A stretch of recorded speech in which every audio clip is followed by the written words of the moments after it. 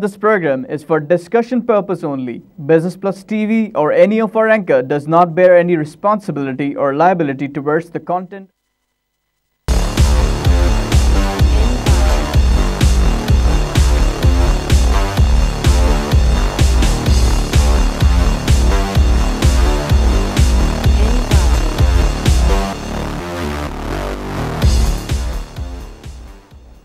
बिस्मिल्लाहिर्रहमानिर्रहीम। Tips of the trade के साथ मैं हूं फ़हीम अख्तर। आज हफ्ते का दूसरा दिन, मार्केट फिर प्रेशर लेती हुई नज़र आ रही है, मार्केट परफॉर्म करती हुई नज़र नहीं आ रही। मार्केट सुबह पॉजिटिव खुली और उसके बाद वक्फे के साथ उसमें कुछ प्रेशर्स देखे गए, कॉन्फिडेंस लैक होते हुए देखा गया, लैक लस्टर एक्टिविटीज़ देखी गई। कुछ वॉल्यूम्स कुछ स्टॉक्स में जनरेट हो रहे हैं, लेकिन ओवरऑल मार्केट परफॉर्म करती हुई नज़र नहीं आ रही। अगर हम इसे देखें, इस वक्त तो मार्केट में जो सेक्टर्स परफॉर्म कर रहे हैं उसमें शामिल है टेक्सटाइल, कमर्शियल बैंक और पावर जनरेशन।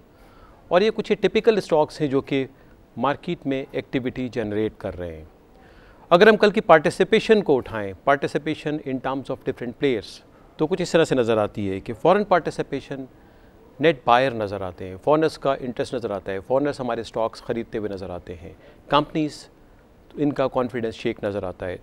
इसके अलावा फंड्स पिछले अगर हम चंद हफ्तों में देख लें तो वो भी अपनी पोजीशन और रीपोजिशंस को एडजस्ट करते हुए नज़र आते हैं। जहाँ पे उनको वैल्यूशंस मिल रही हैं वो स्टॉक्स को ख़रीद रहे हैं, और जहाँ पे उनको प्रॉफिट टेकिंग की अपॉर्चुनिटीज़ हैं उससे पूरी तरह से फ़ायदा उठा रहे हैं। तो मार्केट में प्राइस डिस्कवरी का अमल जारी है। मार्केट में प्राइस डिस्कवरी का अमल उस महीने में जारी है जो कि हमेशा से लैक लस्टर जिसको देखा जाता है, मार्च का महीना। बेसिकली वो महीना होता है जिसमें बहुत सारी companies, major companies, specially banks अपने रिज़ल्ट्स अनाउंस कर बैठे होते हैं। उनके पे आउट्स आ चुके होते हैं। उससे मुताल्लिक जितनी भी स्पेकुलेशन, जितनी भी प्राइस डिस्कवरी की एक्टिविटीज़ होती हैं वो किसी एक नतीजे पे पहुंच चुकी होती हैं। और यहाँ पे हमें वेट होता है, यहाँ पे मार्केट को वेट होता है किसी ट्रिगर का, किसी न्यूज़ का, किसी ड्राइविंग जो न्यूज़ का, जो कि मार्केट को आगे तक लेकर जा सके। मार्केट ने परफॉर्म किया है, मार्केट ने अपने पोटेंशियल के मुताबिक परफॉर्म किया है। मार्केट में बहुत ज़्यादा रूम है बिकॉज इंटरेस्ट है फॉरेनर्स का हमारी मार्केट में परसिस्टेंटली हमारे स्टॉक्स को बाय करने के लिए।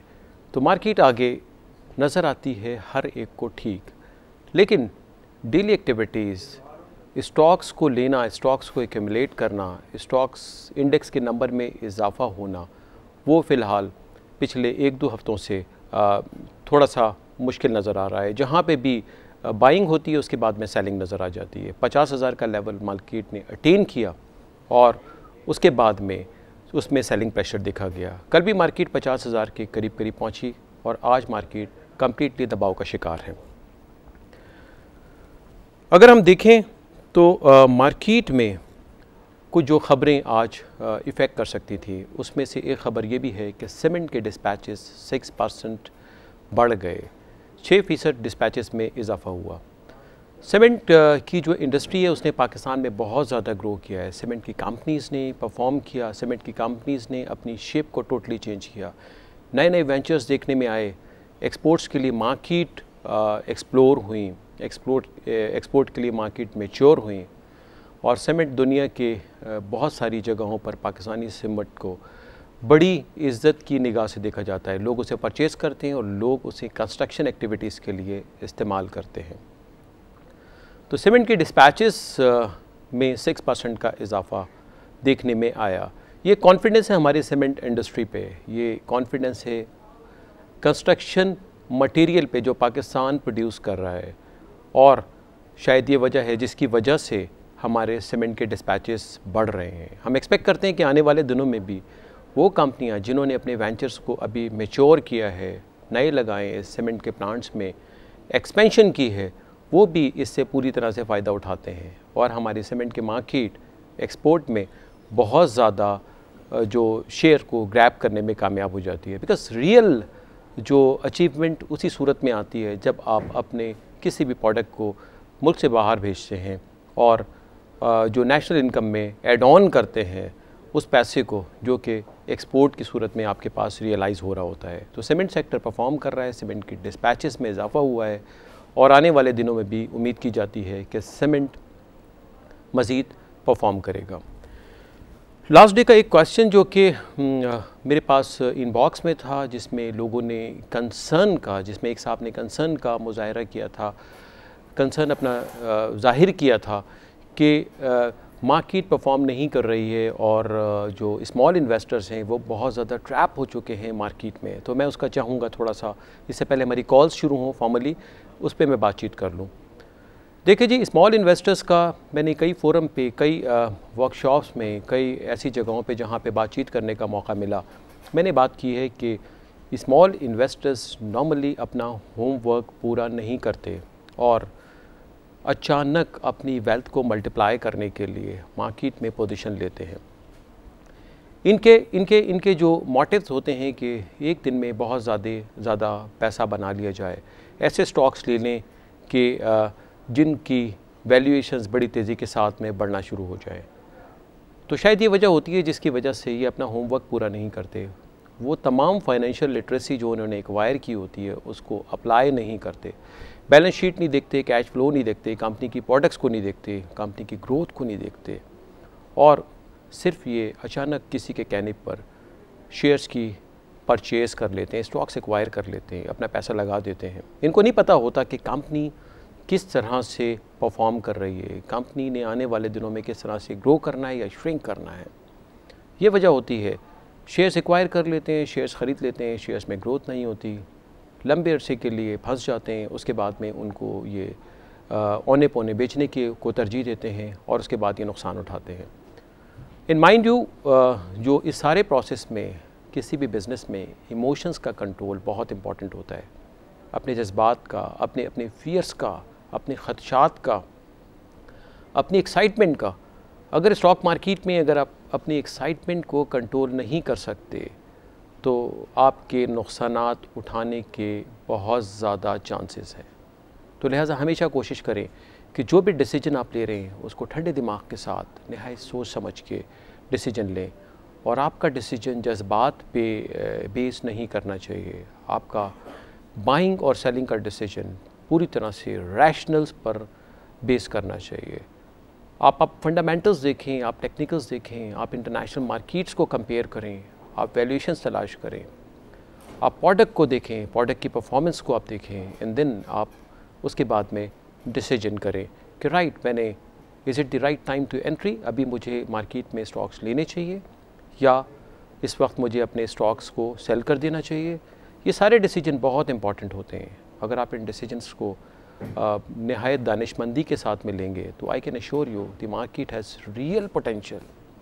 मार्केट परफॉर्म करती है। मार्केट में बहुत सारे लोग ऐसे हैं जो कि उन वैल्यूएशंस को प्रोफेशनली तलाश करने के बाद मार्केट से पैसे बना रहे होते हैं, मार्केट से अर्न कर रहे होते हैं। तो ये अपॉर्चुनिटीज़ आपके पास भी है।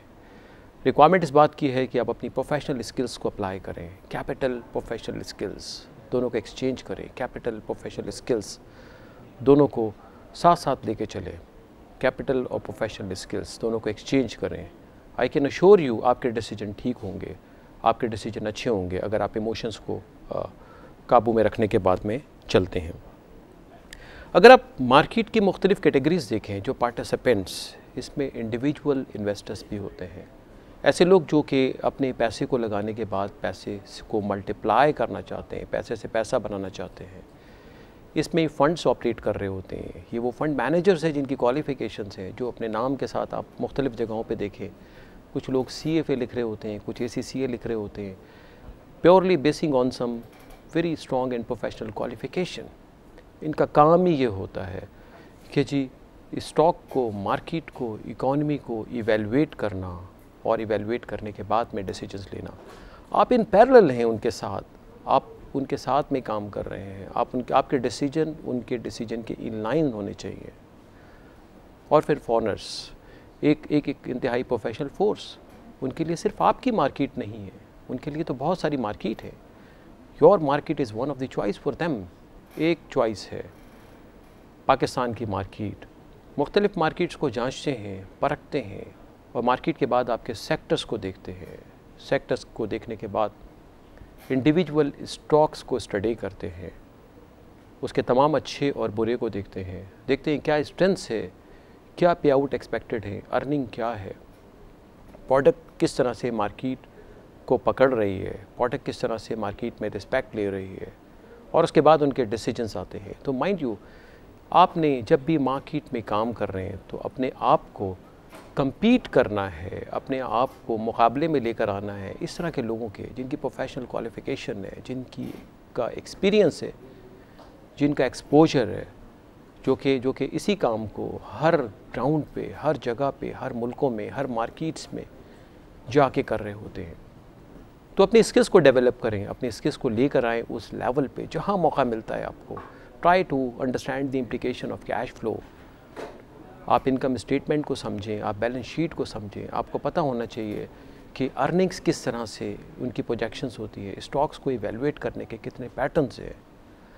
आपको पता होना चाहिए कि कंपनी किस तरह से मार्केट में ऑपरेट कर रही है, उसकी मार्केट पेनिट्रेशन स्ट्रेटजी क्या है, मार्केट डेवलपमेंट स्ट्रेटजीज़ आउटसाइड एक ख़ास एरिया के क्या हैं, मुल्क से बाहर जाके अगर बिज़नेस करना चाह रही है तो किस हद तक वो वर्केबल है, किस हद तक मुमकिन है।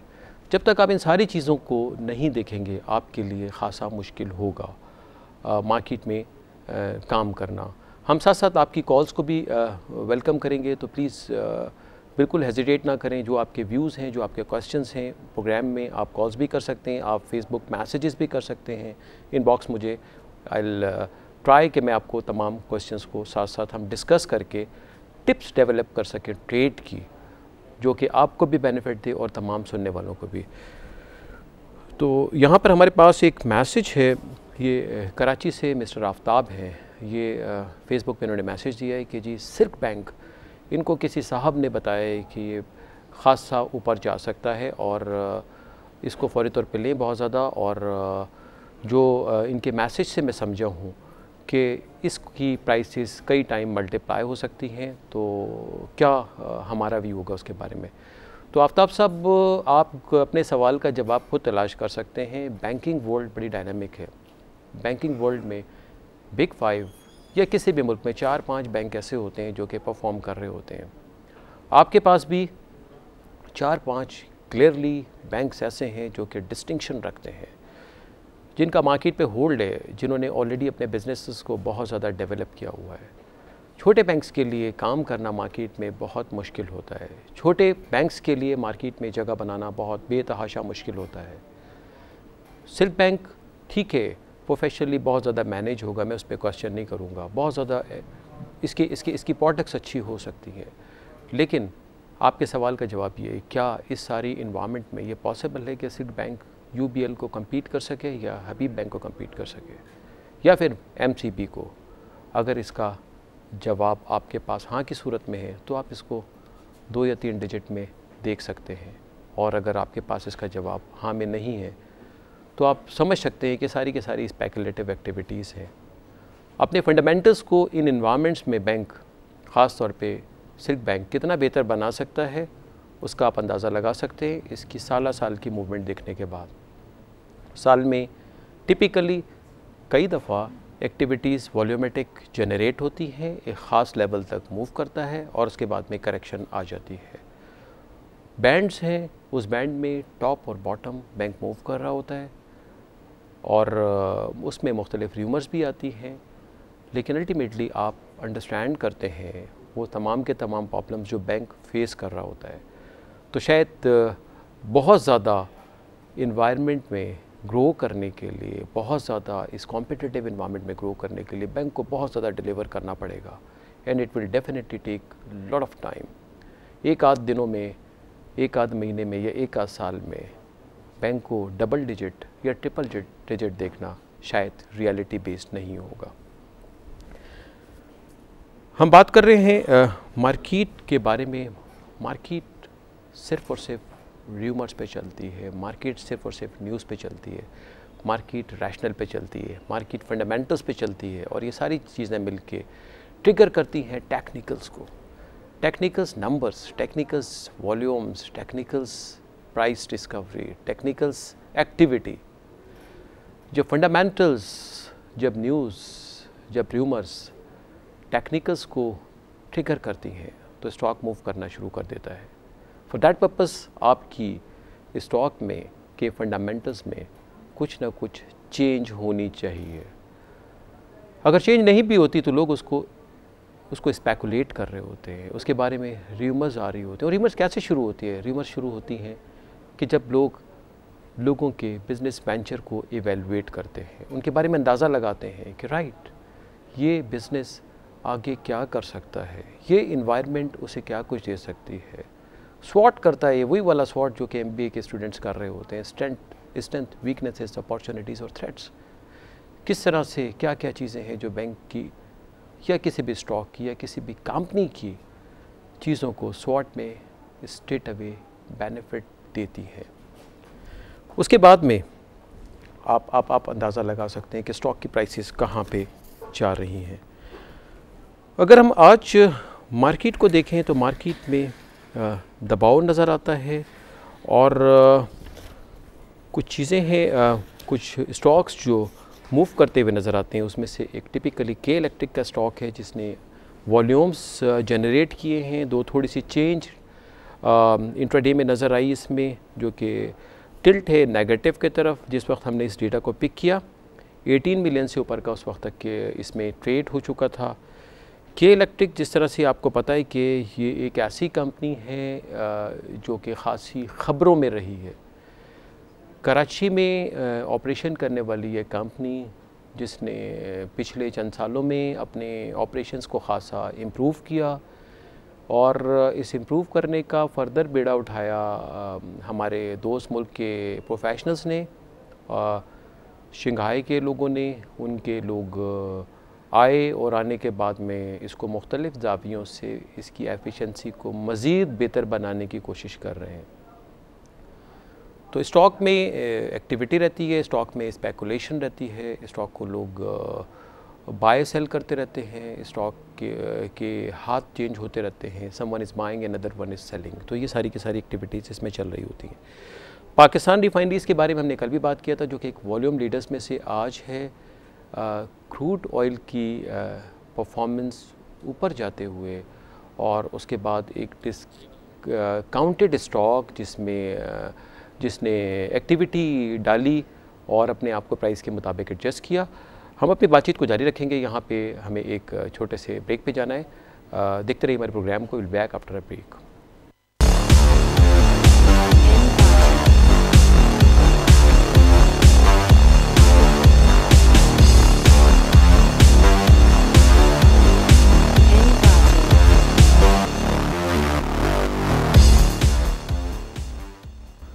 नाज़रीन, वेलकम बैक। हम बात कर रहे थे स्टॉक मार्केट पे, पाकिस्तानी स्टॉक मार्केट के परफॉर्मेंस पे। तो जब भी आप मार्केट में काम करते हैं, आपके लिए एक प्लान होना चाहिए। उस प्लान के मुताबिक जाएं, उस प्लान के मुताबिक काम करें। जिस दिन आप फैसला कर लें कि जी आपने मार्केट में इन्वेस्ट करना है, मार्केट में पोजीशन लेनी है, तो उस फैसले के बाद कैपिटल आपके पास मौजूद होता है। Now it is the skill that really matters. Skill को आपने काम में लाना है। स्किल उस तमाम फाइनेंशियल लिटरेसी के बाद आपके पास आती है जो कि आपने एक्वायर की होती है। पहला फ़ैसला आपका होना चाहिए कि जी आपने क्या पोर्टफोलियो बिल्ड करना है। पोर्टफोलियो क्या चीज़ है? जिस तरह से हम में से बहुत सारे लोगों को पता है कि पोर्टफोलियो वो बैलेंस कंपोजिशन है, वो बैलेंस इम्तजाज है मुख्तलिफ़ स्टॉक्स का, जो कि आप अपने पास रखना चाहते हैं, जो कि आपकी नज़र में आने वाले दिनों में एप्रीशिएट कर सकते हैं, ऊपर जा सकते हैं और उनसे आपको फ़ायदा मिल सकता है।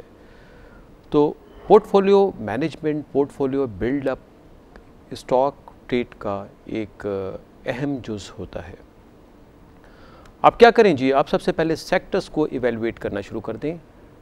आपने मार्केट में एंट्री फौरी तौर पे नहीं मारनी। आपने वेट करना है, इंतज़ार करना है सही टाइम का जिस वक्त आप मार्केट में एंट्री लेंगे, क्योंकि हर वक्त मुनासिब नहीं होता मार्केट में एंट्री लेने के लिए।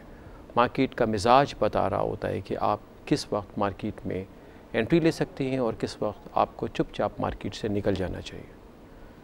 बिकॉज़ मार्केट, स्टॉक मार्केट या पाकिस्तान स्टॉक एक्सचेंज बहुत सारे लोगों के लिए सिर्फ़ एक वाहिद जगह नहीं है जहाँ पर वो इन्वेस्टमेंट कर सके। एक इन्वेस्टर आता है हर उस जगह पे जहाँ पे उसे वैल्यूएशंस मिल रही होती हैं, जहाँ पे उसके पास अपॉर्चुनिटीज़ होती हैं कि उसकी इन्वेस्टमेंट पे रिटर्न्स बहुत ज़्यादा तेज़ी के साथ बढ़ेंगे। तो जब भी आप अपनी स्वॉट करने के बाद, जब भी आप अपनी स्ट्रेंथ, वीकनेसेस, अपॉर्चुनिटीज़ और थ्रेट्स को देखने के बाद में आप समझते हैं कि ये सही वक्त है स्टॉक मार्केट में आने का, तो आप अपना पोर्टफोलियो बिल्ड करना शुरू कर दें। पोर्टफोलियो इम्तिज़ाज, जिस तरह से मैंने आपको कहा, कॉम्बिनेशन अच्छे स्टॉक्स का, अच्छी कंपनीज़ का, कंपनीज़ जिनकी लाइकिंग्स आपके पास बहुत पहले से होती है, कंपनीज़ जिनको आप पसंद कर रहे होते हैं, उनकी परफॉर्मेंस की वजह से, उनके पे आउट्स की वजह से, उनके वेल मैनेज होने की वजह से आपने उनकी प्राइसेस पे नज़र रखी होती हैं, आपने उनके सेक्टर के प्राइसेस पे नज़र रखी होती हैं, आप उनकी ग्रोथ को देख रहे होते हो।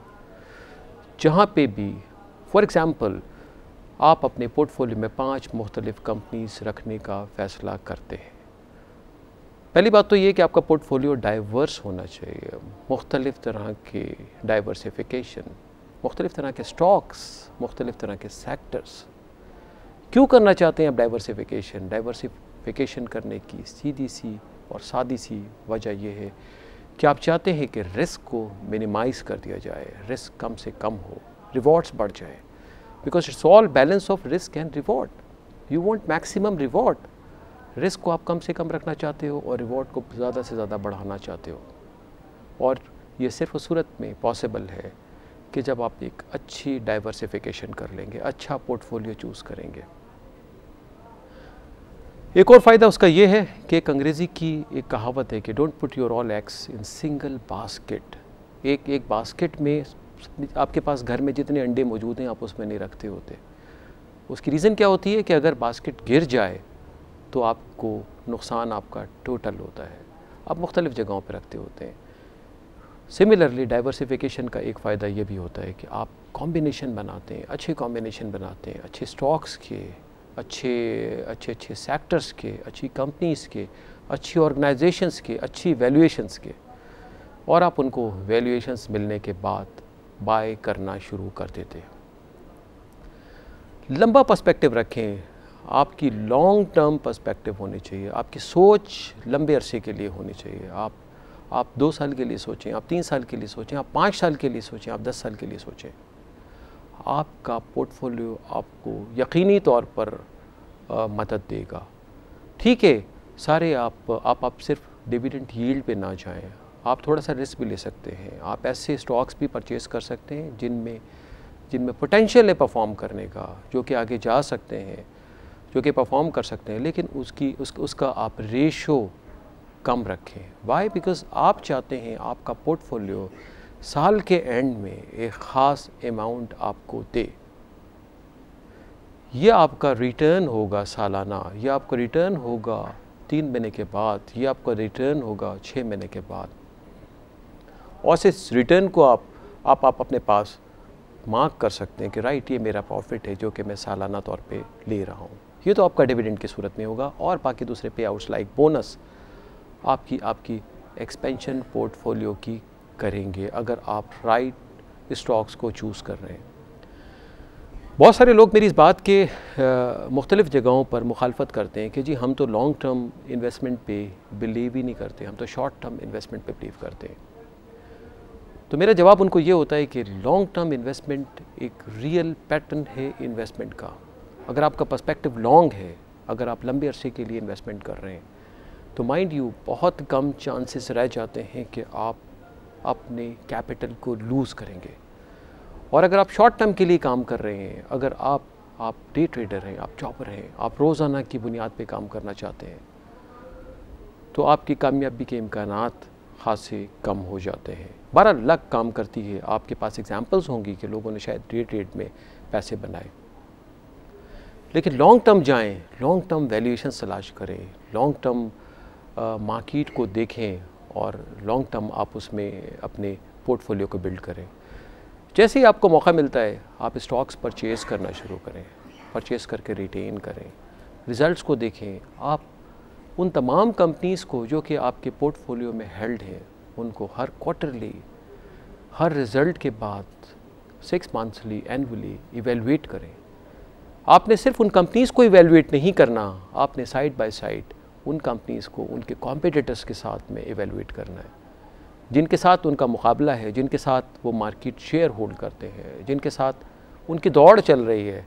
और आपने देखना है कि राइट इस पूरे सेक्टर में अगर 10 कंपनियां हैं तो मेरे पास जो स्टॉक मौजूद है उसकी ग्रोथ क्या है, मार्केट शेयर किस तरह से बढ़ा है, कितने आउट ऑफ बॉक्स सोल्यूशंस लेकर आया है, कितनी अपनी प्रोडक्ट को उसने रीवैम्प किया है in line with today's requirement, आज की ज़रूरत के मुताबिक कितनी उसने एक्सपोर्ट अपॉर्चुनिटीज़ देखी हैं दुनिया भर में, कितनी उसने सिनर्जीज़ बनाई हैं, कितनी नई मार्केट्स उसने तलाश की हैं। अगर आपको जवाब पसंदीदा मिलता है तो स्टॉक को आप मौका मिलने पे दोबारा ऐड कर सकते हैं। अगर आपको जवाब मिलता है कि नहीं, शायद ये वो कंपनी है जो कि मार्केट में कम्पीट नहीं कर पा रही, इन लाइन नहीं रह रही उन तमाम स्टॉक्स के साथ में, तो सही मौके पे उस कंपनी से जान छुड़ाने का फ़ैसला करें, स्टॉक को बेच दें, किसी और कंपनी को तलाश करें।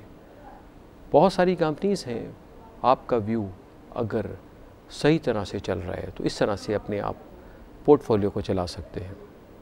और जब भी आपको मौका मिलता है, जब भी आप समझते हैं कि एक स्टॉक बहुत ज़्यादा अप्रिशिएट कर चुका है, पहले र्यूमर्स चली, बाद में न्यूज़ आई और उसके बाद में वो न्यूज़ मैच्योर हो गई, तो आप प्रॉफिट टेकिंग ज़रूर करें। बिकॉज़ प्रॉफिट टेकिंग एक एसेंस होती है, एक रो होती है, एक जान होती है किसी भी स्टॉक मार्केट की। जब आप प्रॉफिट टेकिंग करते हैं, आप दोबारा से अपने आप को रीप्लेस करने के लिए, रीपोजिशन करने के लिए आप तैयार हो जाते हैं। तो ज़रूर जब भी मौका मिलता है प्रॉफिट टेकिंग करें, इवेलुएट करें अपने पोर्टफोलियो को टाइम टू टाइम, और पोर्टफोलियो को आप चेंज कर सकते हैं। चला के देखें अपने पोर्टफोलियो को, आई कैन अश्योर यू आपके पास वो तमाम स्किल्स हैं जिस पे आप स्टॉक को चला सकें। आप किसी भी तरह से लेस कॉम्पिटेंट नहीं हैं किसी भी फंड मैनेजर से। और एक और चीज़ जो मैं मुख्तलिफ़ जगहों पे मुख्तलिफ़ इन्वेस्टर्स को, मुख्तलिफ़ स्टूडेंट्स को, जहाँ पे भी मेरा एज ए गेस्ट स्पीकर या किसी ट्रेनिंग के सिलसिले में विज़िट होती है, तो मैं कहता होता हूँ कि आपकी फाइनेंशियल लिटरेसी हर वक्त अपडेट मांग रही होती है, बिल्कुल इसी तरह से अपडेट जिस तरह से आप कंप्यूटर को अपडेट करते हैं। आपका सॉफ्टवेयर कुछ अरसे के बाद कहना शुरू कर देता है कि अगर आप ऑप्टिमम प्रोफिशिएंसी मांगते हैं, ऑप्टिमम एफिशिएंसी मांगते हैं, please update your software. Android को अपडेट कर लें, कंप्यूटर को अपडेट कर लें, लैपटॉप को कर लें, डिवाइस को कर लें। आपकी फाइनेंशियल लिटरेसी टोटल अपडेट मांग रही होती है।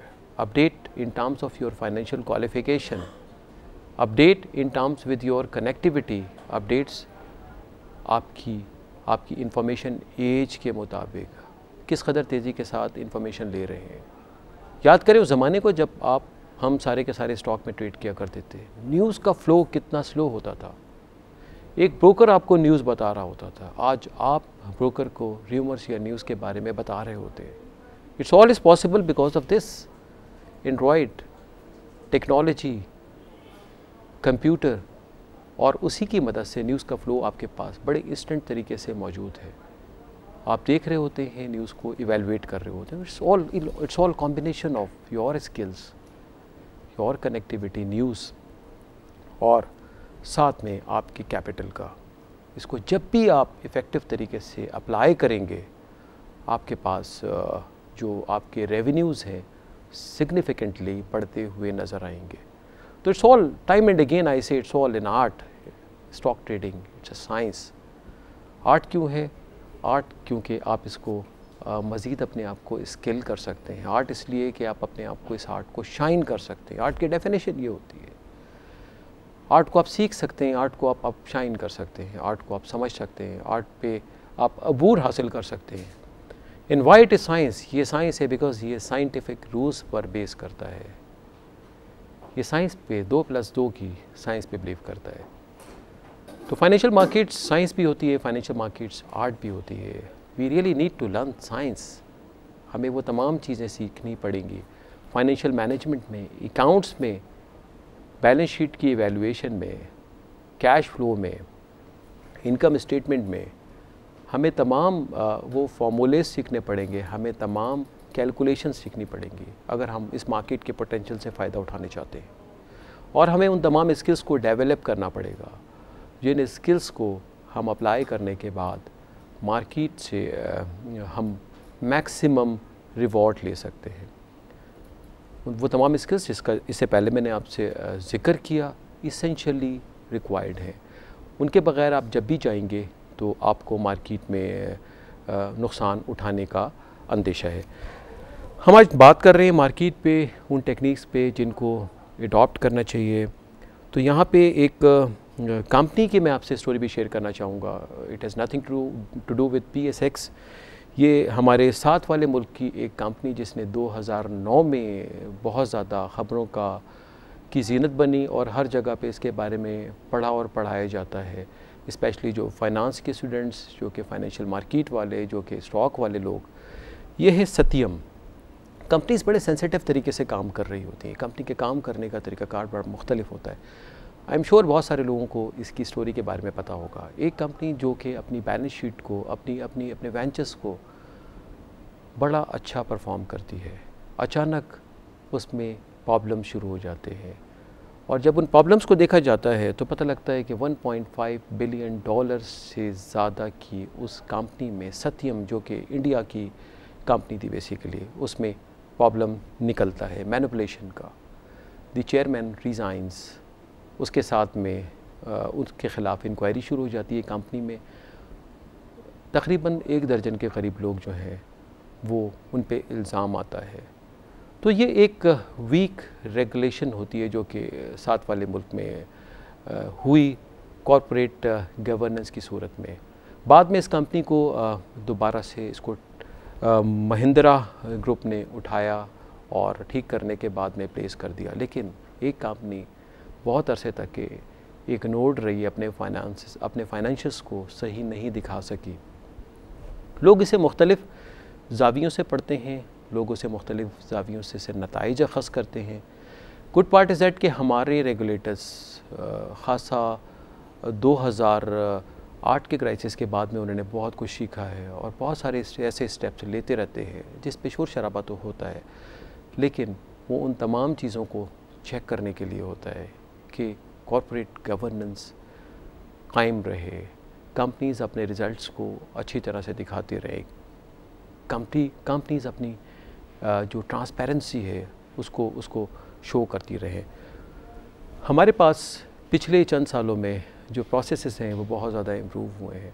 लिस्टेड कंपनीज़ और दूसरी companies because they want to live in the competitive edge, दुनिया में जाना चाहते हैं। पाकिस्तान को एंट्री मिली है, पाकिस्तान ट्रू सेंस में दुनिया के उन ममालिक में आ रहा है जहाँ पे वो कुछ करके दिखा रहे हैं। तो कंपनीज़ भी अपने आप को ठीक कर रही हैं, कंपनीज़ भी अपने आप को इनलाइन कर रही हैं, उन तमाम चीज़ों से दूर रखना चाहती हैं जो सत्यम या इस तरह के मुख्तलिफ़ केसेस में दुनिया ने देखी। आप में से शायद कुछ लोग हमारे पास भी कुछ मिसालें दें कुछ कंपनीज़ की, लेकिन वो वक्त गुज़र चुका है। कंपनीज़ ख़ुद अपने इंटरनल लाइंस को ठीक करने में इंटरेस्टेड हैं। बिकॉज़ जब तक आप अपनी चीज़ों को, अपने फाइनेंसिस को, अपने बायलॉज को ठीक नहीं करेंगे विद इन कंपनी तो आप आगे नहीं बढ़ सकते। It's all inside out, company के अंदर से अप्रोच निकलती है। रेगुलेटर्स बहुत इफ़ेक्टिव रोल प्ले कर रहे हैं, आने वाले दिनों में भी उनको प्ले करना चाहिए कि इन तमाम चीज़ों को एग्रेसिवली चेक करें और कंपनीज़ को ठीक डायरेक्शन में चलने दें, ताकि जो स्टॉक मार्केट जिसमें बहुत सारे स्टेक्स हैं जो कि हमारी इकॉनमी का बैरोमीटर की सूरत में सामने आ रही है, उसको हम बढ़ते हुए देखें, उसको हम ऊपर जाते हुए देखें और इकॉनमी में आने वाला पैसा, चाहे वो स्टॉक मार्केट की सूरत में हो या FDI की सूरत में, हमारे मुल्क को हर आने वाले दिन में मज़ीद रोशन से रोशन बनाए। तो हम उम्मीद करते हैं कि आने वाले दिनों में भी हमारी कंपनीज़ बहुत अच्छा परफॉर्म करती हैं, हमारे रेगुलेटर्स कॉर्पोरेट गवर्नेंस में और ज़्यादा अच्छा रोल प्ले करते हैं और आप और हम सब मिल के इस मार्केट को आगे से आगे लेके जाते हैं। इसके साथ ही आज के प्रोग्राम का वक्त ख़त्म होता है। इजाज़त दें, अल्लाह हाफ़िज़।